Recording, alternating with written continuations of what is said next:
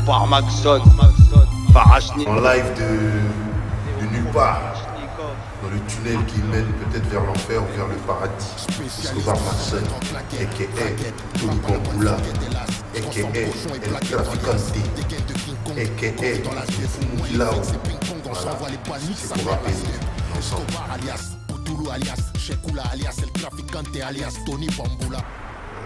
Spécial, c'est un best-of déjà, il faut savoir, parce que les gens s'attendaient à ce que ce soit un album.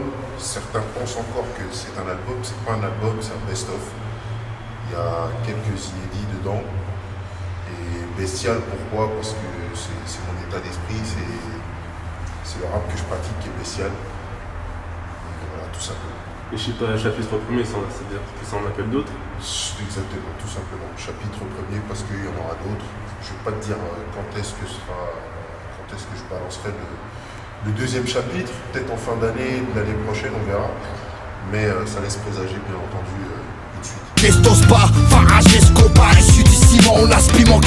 Personnellement, moi je suis quelqu'un qui privilégie plutôt les rapports à cercle restreint. Je n'ai pas énormément d'amis, je connais beaucoup de monde, mais vraiment des amis intimes, j'en ai pas des masses, tu les comptes sur les doigts d'une main. Et c'est la même chose en ce qui concerne la musique, tu vois, j'aime pas bosser avec 48 personnes. Et le label, ça m'étonnerait fort que je le lâche pour aller dans un autre label plus gros. Après, je suis un homme, tu vois. Faudrait que le billet il soit très lourd. Mais pour être honnête, c'est pas à l'ordre du jour, tu vois.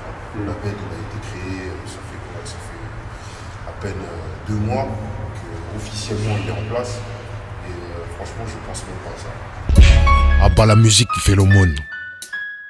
Tout le monde se... La musique qui fait l'aumône, c'est les gens qui se plient au désir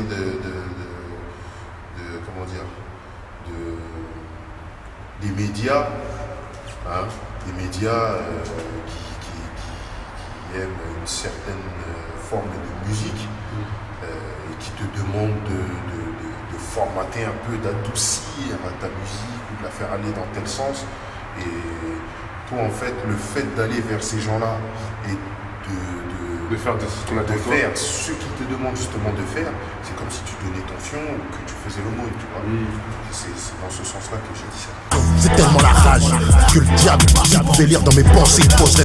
C'est vrai qu'il y a des choses dans la vie qui me touchent, mais c'est personnel. Mais c'est plutôt dans la musique, dans le rap, la tournure des choses, la manière dont le rap aujourd'hui se comporte, la façon dont les rappeurs...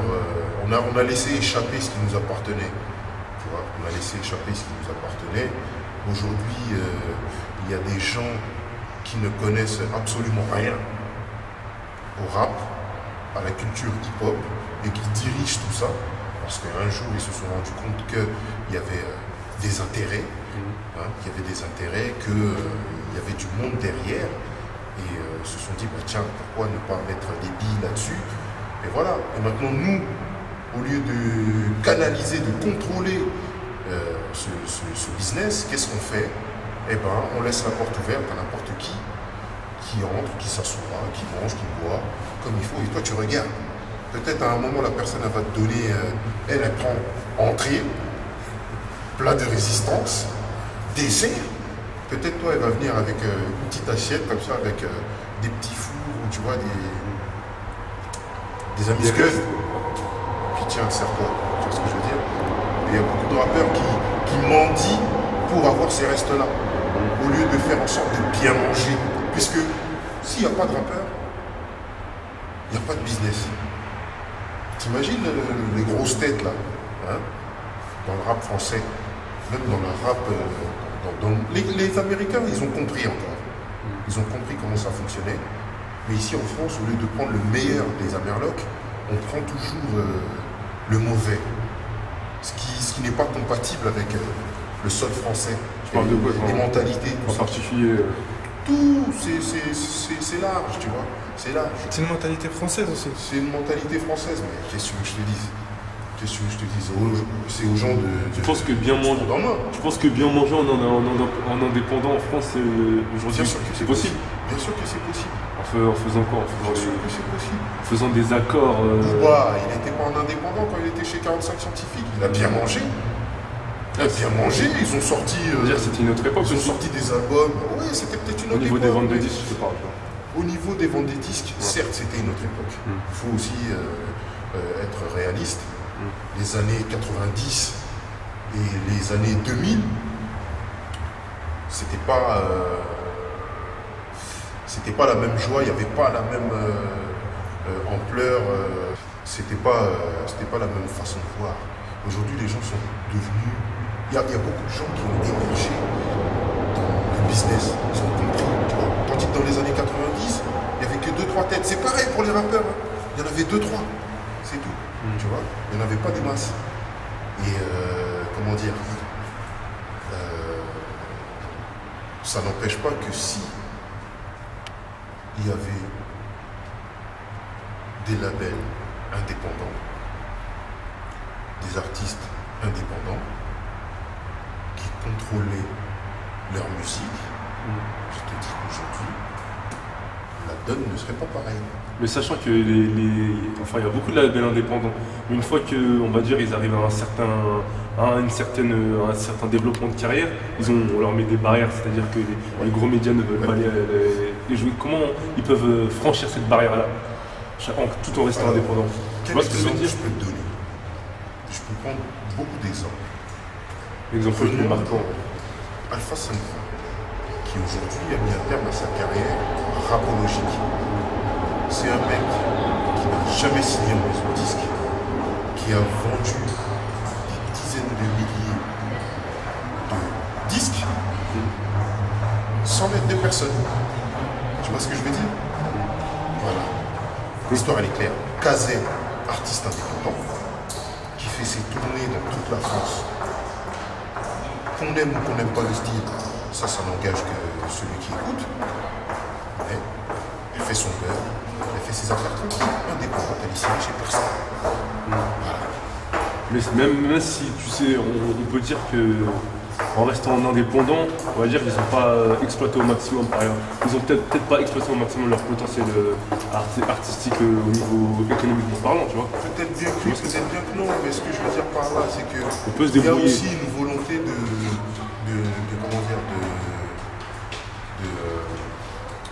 boycotter les gens. C'est-à-dire, ou tu roules avec nous, ou bien tu fermes toutes les portes. Ouais. Mais fermer les portes, c'est vraiment porte blindée, porte anti-squat, tu vois. Porte anti-squat plus soudure, tu vois, c'est vraiment les portes fermées de chez fermées, tu vois. Pour que tu sois déstabilisé et que tu viennes quémander, que tu viennes frapper à leur porte. Voilà. Et moi je dis qu'il faut de la patience. Il faut de la patience et surtout il faut croire en ce que tu fais. Et puis après, adviendra ce qu'il adviendra. C'est tout. C'est le public qui choisit. Si le public t'aime, personne ne peut aller à l'encontre de ça. Tu peux rien faire. C'est avec Internet aujourd'hui, maintenant, il y a moyen de... Avec Internet, tu peux tout faire. Mais c'est un média parmi tant d'autres. Mais c'est vrai qu'il est lourd. Mais c'est un média parmi tant d'autres. Internet, c'est un média qui est gratuit. Espérons qu'il le reste encore. Mais voilà. Mais Internet, c'est une chose. Tu as besoin effectivement des radios. Tu as des radios sur le net. Donc il y a beaucoup de choses qui sont en train de se développer sur le net. Donc on verra d'ici quelques années comment le game va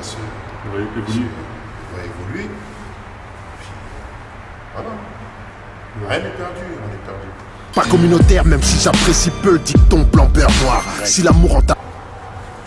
Étant un peu plus jeune, à l'adolescence, tu vois, je traînais avec des Renois. J'étais en mode un peu Black Power, si tu veux.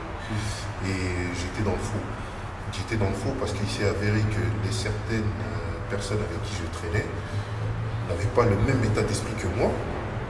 Il n'y avait pas, moi je pensais qu'il y avait solidarité, il n'y avait pas de solidarité. Et voilà, les gens qui m'ont sauvé la vie dans certaines situations, entre guillemets, sauvé la vie, les mecs qui me sont venus en aide, c'était pas forcément des Renois. Hein? Quand justement j'avais sollicité des Renois pour me tendre la main, tu vois ce que je veux dire? C'est pour ça que je dis, je ne suis pas communautaire, même si j'apprécie un peu le dicton blanc-beurre-noir, parce que blanc-beurre-noir c'est utopique. On sait très bien qu'il y a une hiérarchie des races. Déjà même le mot race, ça ne veut rien dire dans l'humanité. Ça c'est pour les animaux, la race. Maintenant, on sait qu'il y a une hiérarchie. Et les Renois, c'est triste à dire, on est les derniers de l'échelle. Voilà. Tu parles parce que. Les derniers de l'échelle. Tu parles parce que les Renois ne contrôlent pas forcément. On ne contrôle pas notre business. Le pouvoir, etc. On ne contrôle pas notre business. On n'ouvre pas assez notre gueule. Et dans bien des cas, je trouve même qu'on est peureux. Il ne faut pas avoir peur.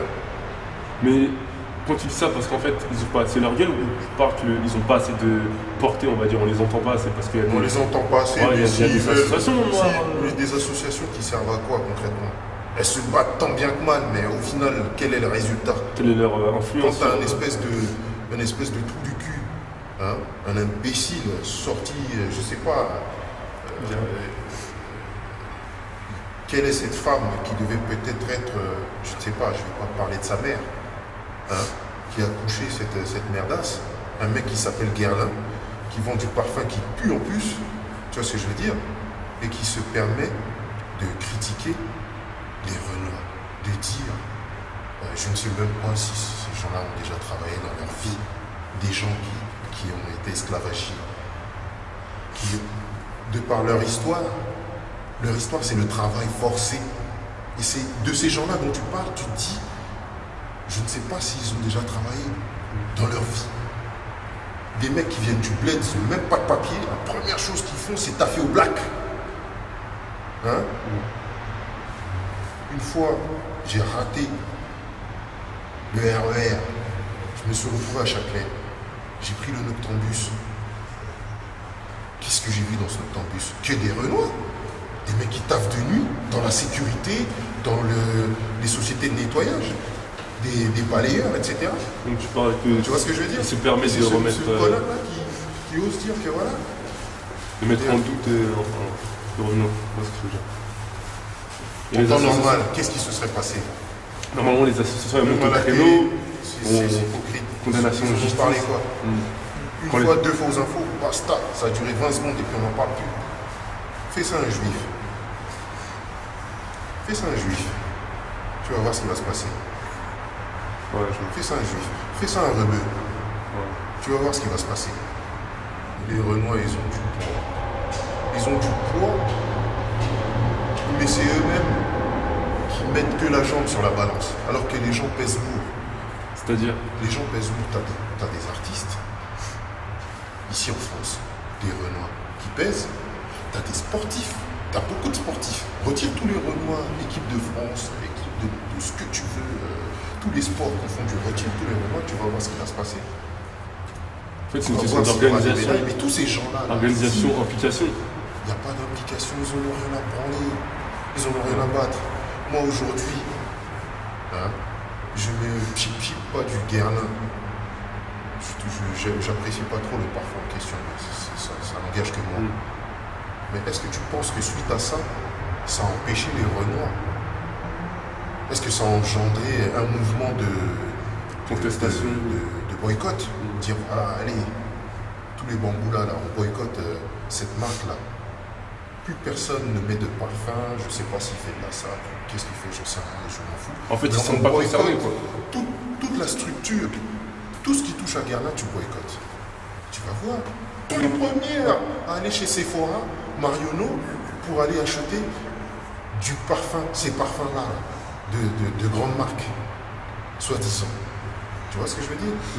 Et s'il y avait un mouvement comme ça, où les gens, les Renois, se prenaient en main et aller tous dans le même sens, je peux te dire qu'il y a bien des choses qui se passeraient pas comme ça aujourd'hui. Tu penses pas que, comme tu dis, tous ces renois connus, que ce soit des sportifs ou des artistes, dans tous les domaines, le peu de fois où ils prennent la parole, où ils prennent parti, on leur fait gentiment comprendre qu'ils restent artistes. Par exemple, tu vas voir un sportif comme Lilian Thuram, quand il parle, on lui fait gentiment comprendre que c'est un sportif et qu'il n'a pas son mot à dire sur... Ouais, mais Thuram il se défend tant bien que mal, mais s'il y en avait d'autres, parce qu'il n'est pas le seul sportif. Là, on va parler maintenant du foot. Il y en a combien des Renois là? Si tous les Renois ils suivent Thuram, qu'est-ce qui va se passer? Tu vois ce que je veux dire? Voilà. Forcément obligé de les écouter. On ne pèse pas dans ce monde commercial. On ne pèse pas. Enfin, on ne pèse pas, je me comprends. Tu vois, on consomme beaucoup. Les Renois, ils consomment beaucoup. Si aujourd'hui, là, il y avait une grève de la consommation, boycott de telle ou telle marque, je peux te dire qu'il y en aurait beaucoup. Quand même mal au ventre. Comme un coup de tonnerre, j'évolue entre le bonheur et son contraire. Avec les mêmes confrères. Dans le game, on veut me rentrer l'anguille. Que les producteurs aillent se faire baiser le 100 mètres en talon aiguille. Money cash, flou, j'encule les couses, bab nègre et rap jose. Ça broute la pelouse dans le son, c'est le blues.